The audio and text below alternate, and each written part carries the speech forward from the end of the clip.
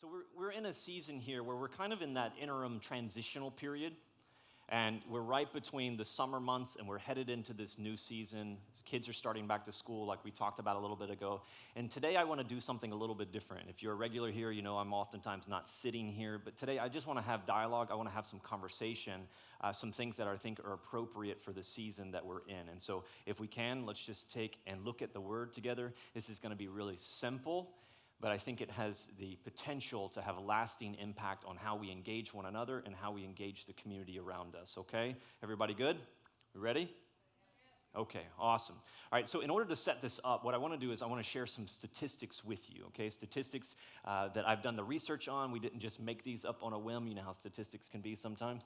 And so if you have any questions about where they come from, be happy to give you the research. Otherwise, I won't bore you to death with this, okay? But what I want to do is talk about these statistics from the idea that they're kind of jarring and a little bit alarming, at least at surface level, okay? So let's just go through a few of them together, and they're going to be here on screen as we get started. So 65,600,000 people in the world today that have been exiled from their homeland for some political reason, some financial reason, some war that's happening, that we would call them refugees. 65,600,000. 552,830 people experienced a night of homelessness last year on one single night. And so this was the running average. On one night, this is how many people would have been homeless last year in the United States. All of these are going to be for the United States, except for the first one, okay? So think your own backyard. Of those 552,000, 38,474 experienced homelessness somewhere last year during the middle of the school year. 16.2 million Americans, not Africans, not in another continent, not in another country, 16.2 million American kids will struggle with malnutrition and hunger this year in our own country. 33% of women have experienced sexual violence, some sort of either attempt at rape or actual rape. 33%, think about that, 1 in 3. 70% of America's inmates cannot read above a 4th grade level. What does that imply? And as I was looking for this, and I was just kind of walking through some of the statistics in current culture and where things are, this was just a handful of them, and there were dozens and dozens, and they went on and on. And when I think about these statistics and we take them from numbers, from some graph or some chart, sometimes they're just a distant thing. But when we begin to look at the faces of the individuals, when we can personalize it, when we can begin to see the moms and the dads and the grandpas and the aunts and the uncles, and we can begin to envision who these people might be or how it impacts them directly or their families around them, it begins to feel pretty weighty. It begins to feel pretty overwhelming. And for me, like, I don't know how this registers for you, but when I think about things like this, like, my heart is full of compassion, and I want to make a difference, and yet I've found myself in this place of tension that I wrestle with. And then if that's not enough, when I turn on my news, right, CNN or Fox or whatever your news outlet of choice, and you turn on the news, immediately this thing is compounded because it's not just isolated to some far off. You can then begin to visualize it. You see another natural disaster has occurred and impacted people in Haiti. You see another outbreak of disease or more news about child trafficking that's happening in Atlanta. You see more news about drug cartels, about acts of terror. You see 2 more stories in the last 24 hours of shootings that took place in Texas and Ohio.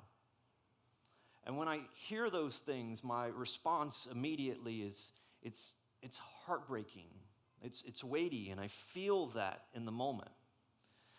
And see, I think one of the things that's the most challenging for us is that we are unlike any generation in history that has ever lived before us. See, once upon a time, you could maybe grab the newspaper and you would hear about some storm that happened, a few counties or cities over. There was a point in time where you didn't hear about everything that was taking place with natural disasters, or the only poverty that you would know about would be the one that you occasionally drove by and you saw on the streets inside of your city.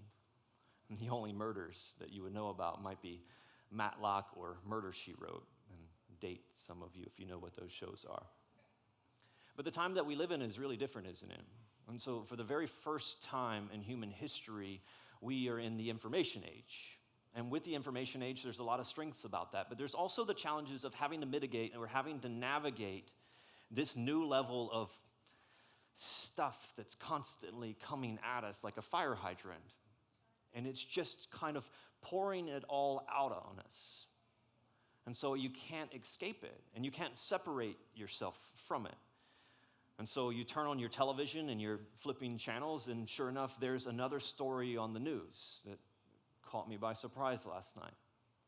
Or I get on my laptop and I'm typing around and another headline pops up and it's that ticker rolling across, and sure enough, sharing something again that is very weighty and significant.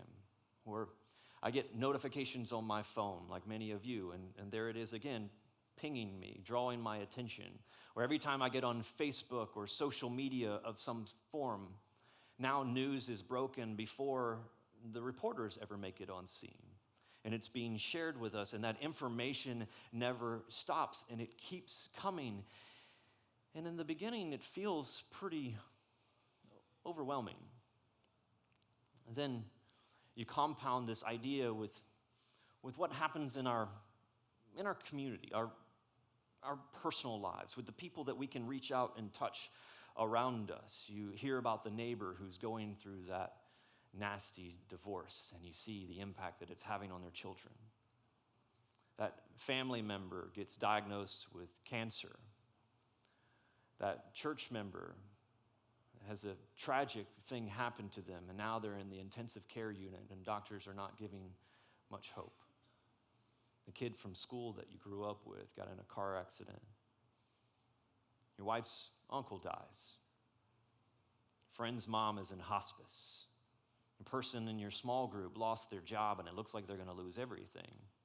And so you compound these outside ideas that might be from a distant world, and yet you start to feel them a lot more personally. And again, they can be overwhelming and weighty. What do you do with this?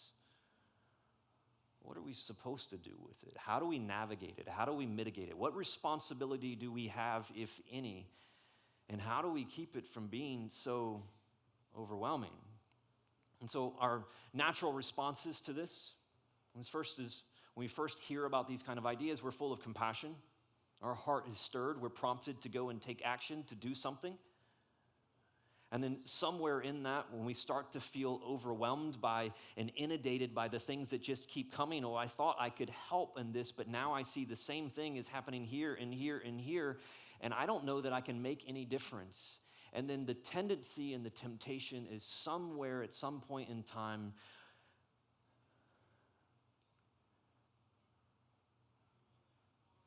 is I stop hearing and I stop looking, and my heart becomes desensitized and I become calloused. And this isn't something that we do with intention. This is just something that happens to us because of human nature and because it becomes almost like noise. It just blends into everything else. Oh yeah, there was another shooting that happened.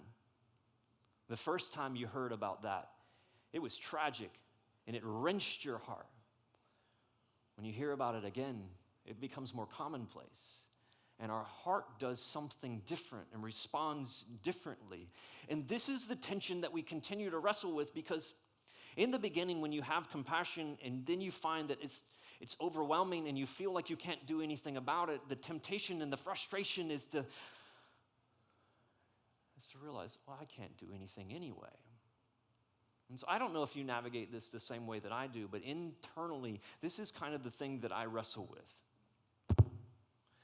How can I make a difference in a big world with big needs when everything I have to offer seems by comparison small inadequate. It feels like there's nothing I can do, so why would I even try? Tempted to tune it out. And here's the challenge, though. I'm a Christian, and many of you are Christians. And as a Christian, I don't get to just tune it out. And therefore, what is expected of me? How am I supposed to respond? What is it that I could be doing? What difference can I make if I can't solve world hunger? I can't make it have world peace? I can't make all of the children who will go hungry tonight have the food that they need? But I can't ignore it, and I can't pretend. And so the tension is, how can I make a difference in a big world with big needs when everything that I have to offer seems small by comparison? And so when we talk about this today, I have a very simple point for you. 2 verses. 2 things that I think will help us as we figure out how to navigate this at a point in history that no one has ever experienced before. And yet I think it has insight into how we to respond as Christians. And I think it's appropriate because of the season that we're in, because we kind of go through the summer months and we get in vacation mode and our mindset starts to drift, but now we're going back to routine. Now we're going back to following pattern. Now we're going to be engaging in old relationships. Now we're going to be engaging in new relationships.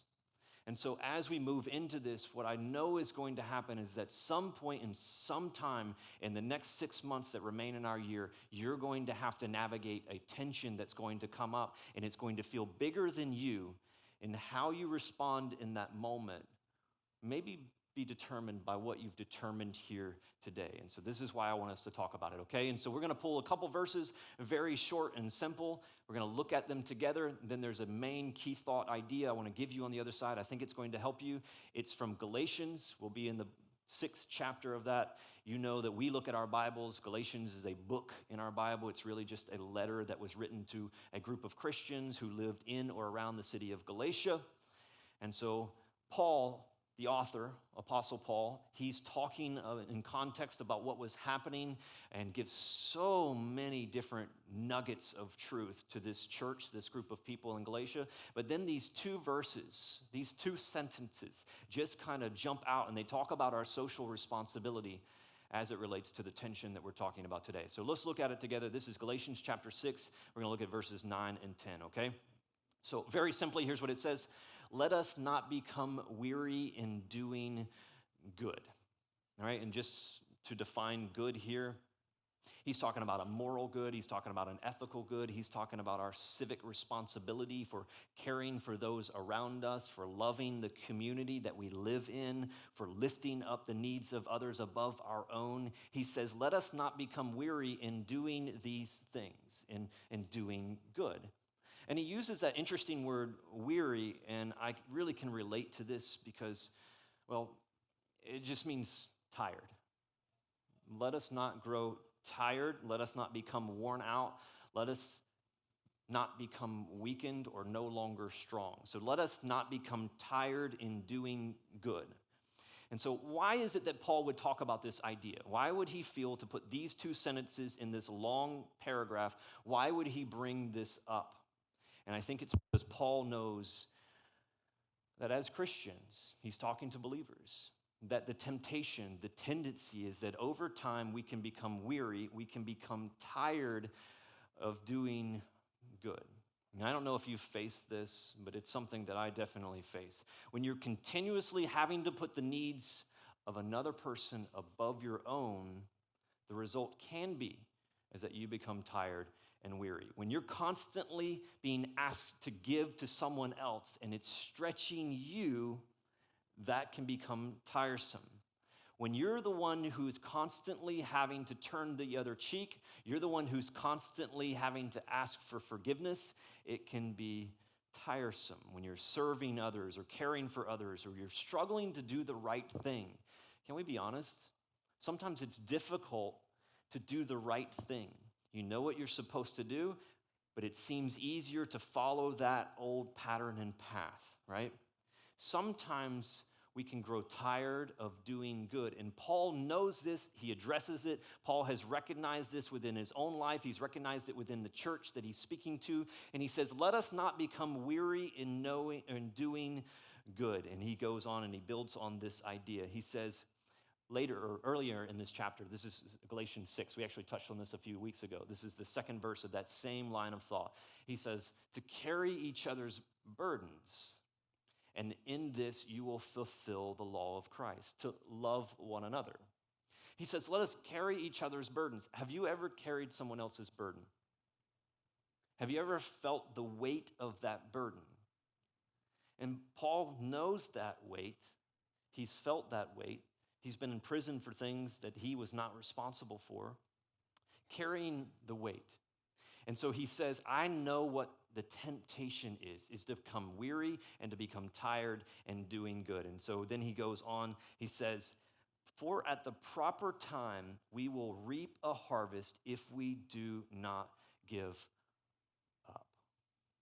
You're going to be tempted to tune out. You're going to be tempted to become calloused in your heart. It's just going to be another newscast, another ping on your phone, another piece of information that's come flooding at you. And in your heart, eventually, you'll become weary and you'll feel the need to tune it out. And Paul speaks to this moment and he says, we shouldn't live our lives that way. As Christians, there's a different level of responsibility. And he says, if you will not give up at a proper time, there is a harvest. There is a reward for the labor, for the work, for the care. And he says, don't give up. And then he goes on and he says, therefore, as we have the opportunity, and this little Greek word here is the word kairos. I think for the first time I've been struggling with that little double R thing. Can you guys do the double R thing? Why don't you try it? Let's try it together, okay? Kairos. I need some of my Spanish friends to help me out who would be able to get that a little bit better. Really what this means, though, is when Paul is talking about this and therefore, as we have the opportunity, it really means time. Therefore, as we have the time. And so this is where something that really comes into play, and Paul begins to lay out this idea. So sometimes we become overwhelmed by it all, knowing that we have our own responsibilities for our household, for our family, our jobs, our careers. How am I going to do? And Paul says to look for the opportunities, to look for the moments, to look for the time to make the difference in the lives of the people around you. Therefore, as we have the opportunity, let us do good to all people, especially to those who belong to the family of believers, those who are part of the congregation, those who are part of the church. And so Paul, by speaking to this, he's really addressing the tension that you and I navigate and that we all have to face. In spite of the overwhelming problems of the world around us, in spite of the idea that we can't fix it, can't end it all, in spite of those things, as a Christian, I have a responsibility to do what I can with the opportunity that is in front of me, with the time that I've been given and the relationships that God is bringing into my path. That all of us were to make the most of the opportunities to do good. And this is that idea, and this is where I want to just move into a very simple statement that I think will help you. It's helped me. It helps me to know how to frame the relationships. And it's this: do for one what you wish you could do for everyone. Do for one what you wish you could do for everyone. Can we say this together on three? 1, 2, 3. Do for one what you wish you could do for everyone. And this is that statement that kind of combats the whole idea that maybe you were taught as a kid, or maybe you heard from your coach or a gym teacher or someone in education at some point in time. It's that idea that implies that life should be fair. And so it's that idea that if I do this for you, then I have to do this for everyone. If I do this for you, then I have to do this for everyone. Maybe your parents had that conversation with you. If I do this for you, then I have to let your brother or your sister do that. And because I can't let them do that, you can't do this. In the classroom, if I do this for you, then I have to let the rest of the students do that. And because I can't do that for them, I can't let you do this either. Or the same with your coach, or maybe it was with your boss or your HR department. Listen, if I grant you this special privilege, then I've got to grant it to everyone else. And because I can't grant it to everyone else, I can't grant it to you either. You know what I thought when I heard this? Like, that's pretty ridiculous. Like, I'm not going to tell anybody. You just let me do it, and I won't tell, and you don't have to tell, and they don't have to know about it, right? It's that idea that it should always be fair, and life is just not that way. We're all big enough, old enough now that we know that life is just not that way, as much as we might want it to be. And so the result of this idea, this way of thinking, is because I can't do it for everyone, that I end up doing it for no one. I wish I could do for everyone, but I can't.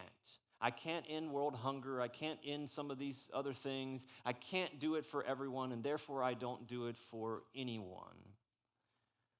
And so the result is that oftentimes it goes undone. And I think that you and I have more responsibility than that. So do for one what you wish you could do for everyone. And here's the reason, and I alluded to this a moment ago. Here's the reason why we talk about this today, at the front of August, as we're headed back into the school year, is because you are going to have the opportunity over the next little bit to ask the question of God, who's the one? Who's the one? Who's the opportunity? Who's the person? Who's the individual, the small group of people that God is bringing to your attention and your circle of influence? Who is it the ones that he's bringing in front of you that maybe you can connect with that I never would have an audience with? What abilities do you have to connect with the one to what God wants to do inside of their life? And here's my prayer for you, and here's what I believe, that as we engage over the next few months, that as you ask the question, God, who's the one, that he's going to nudge you. And so maybe for you, you would like to do for everyone, but God's going to bring you a certain individual. Maybe it's a single mom, and you see the need and the struggle. She's trying to raise her children or come up with childcare. And somewhere on the inside of you, God is going to prod your heart. And you're going to see into a moment, hey, I can't do this for everybody, but I might be able to do this for just this one individual. Maybe it's that you see a family that's struggling. They're going through a really hard time. They've been displaced. And you figure out a way, I can't do this for everyone, but maybe I can just do it for this one.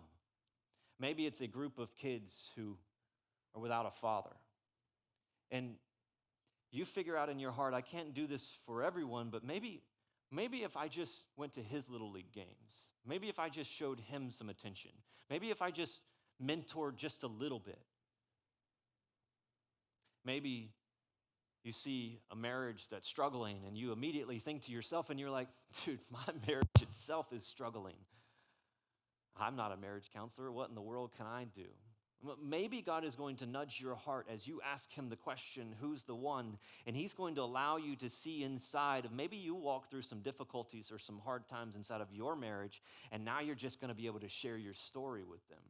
I can't do it for everyone, but maybe I could do it for one. Maybe I could do it for them. Maybe you encounter someone and they're going through a financial hardship and, money's still kind of tight in your household, and I get it. There's not a lot of room left in the bank account at the end of the month. I understand. But maybe God just kind of nudges your heart, and I wish I could do and feed all of the kids who are starving in Africa, but maybe I can provide for this one family here. This is the question that I want you to ask. Who's the one? It's a really simple idea. But I believe that if you're a believer, if you're a Christian, and you are sensitive to what God would speak to you over the next few weeks as life begins to transition, as schedules change, if you're asking this question, God, help me to be sensitive to what you're doing around. Help me to see people like you see them, God. Help me to see the need and not turn a blind eye. God, help me to know and identify who is the one, or who's the 2-3 individuals that you're bringing into my life. We can't do it for all of them, but maybe you could do for one what you wish you could do for everyone. Let me kind of make this really practical, and let's just build out this idea for a second, okay? So here are a few tips as we talk about this. I'm sorry about the microphone, but Again, normally I'm standing, not sitting. Well, when we begin to navigate this, the first tip that I would say to you is to go deep versus wide, right? And this is something that I struggle with in relationship. Is I want to touch as many people or impact and make as much difference as I possibly can. And what ultimately ends up happening is I end up spreading everything thin, and it has very little lasting impact, minimal impact. And so when we talk about going deep versus wide, instead of trying to throw a broad net to encompass as much as you can, figure out who are the one or the two or the three that God has brought as an opportunity in front of you, identify them as that, begin to pray about that, and go deep with them in relationship, okay? And so maybe for you, it was, I wish I could help the poor and the homeless, right? Maybe instead of just saying that broadly, you actually need to become a part of one of the ministries that are happening here in Pooler and Chatham County and downtown Savannah, some of them that our church are a part of. Maybe you need to actually commit and say, you know what, this is my group. I want to go and I want to serve this one group right here, and I'm going to be consistent with that over time. I'm going to grow deep in relationship with them.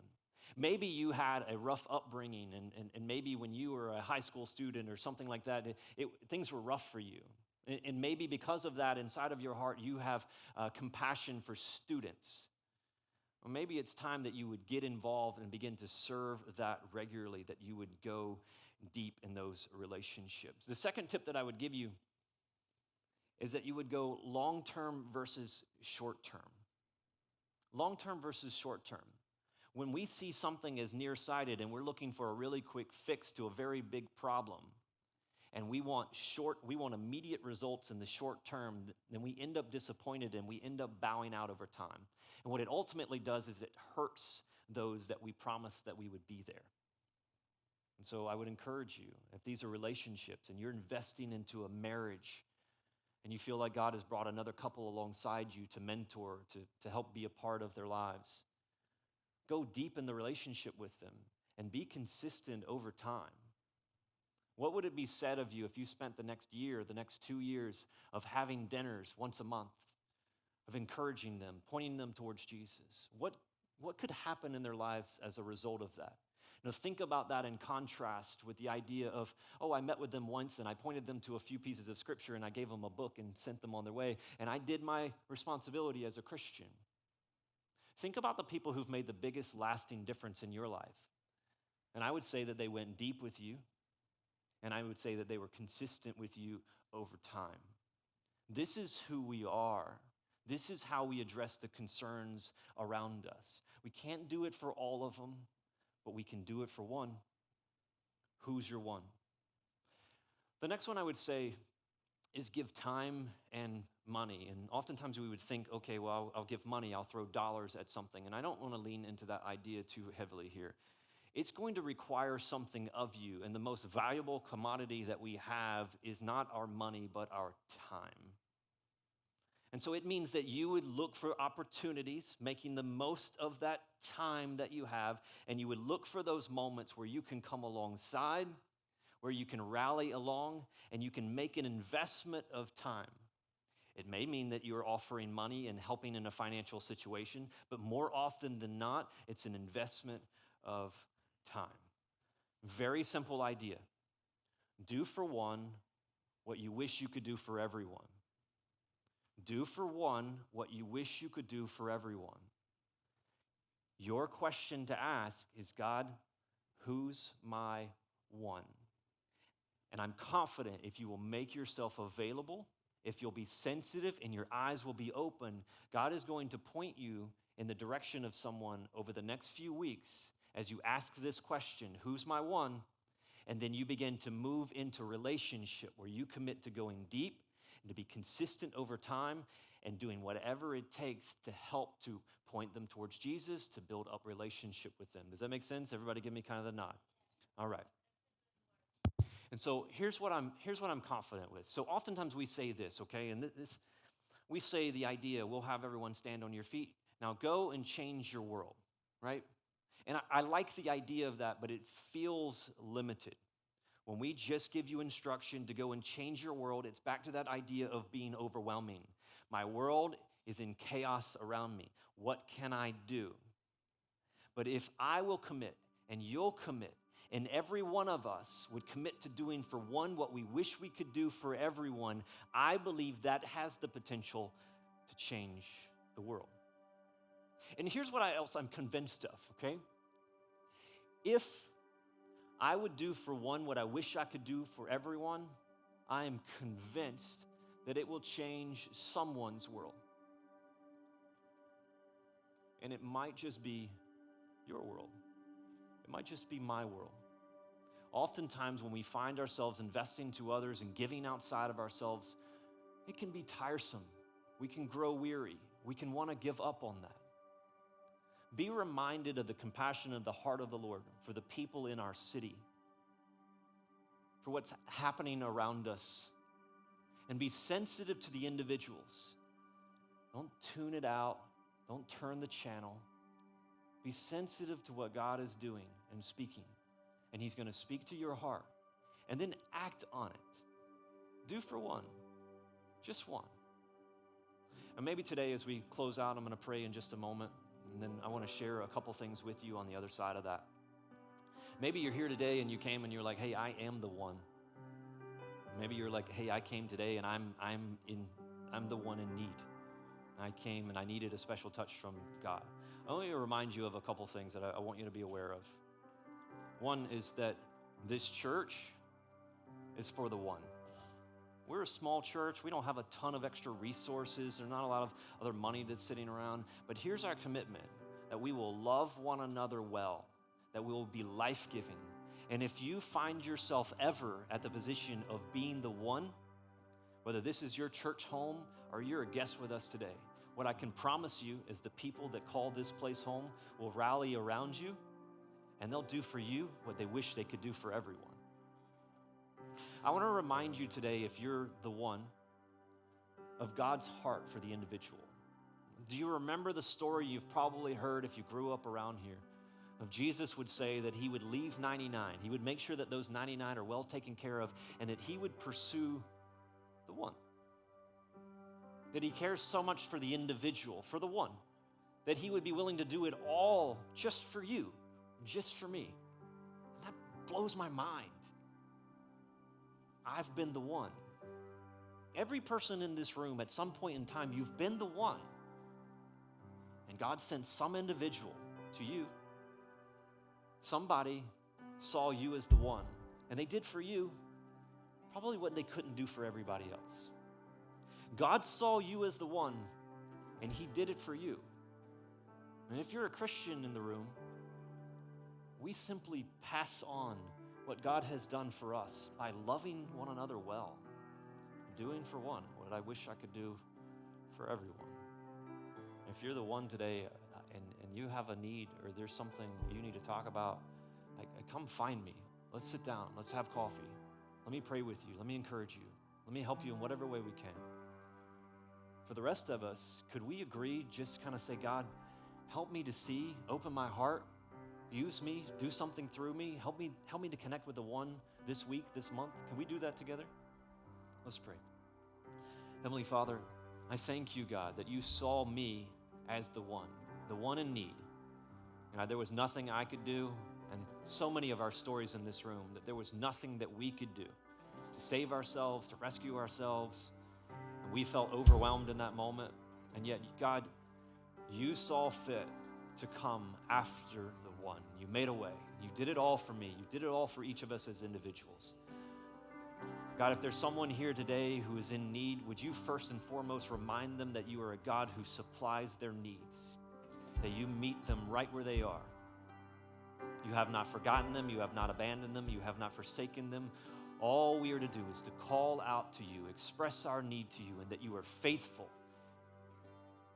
God, be the one today.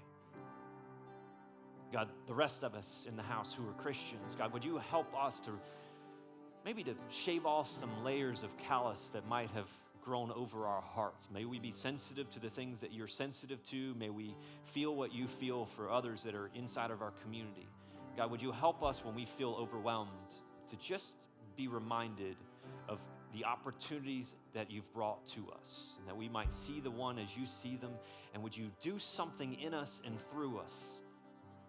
God, help us to serve the one.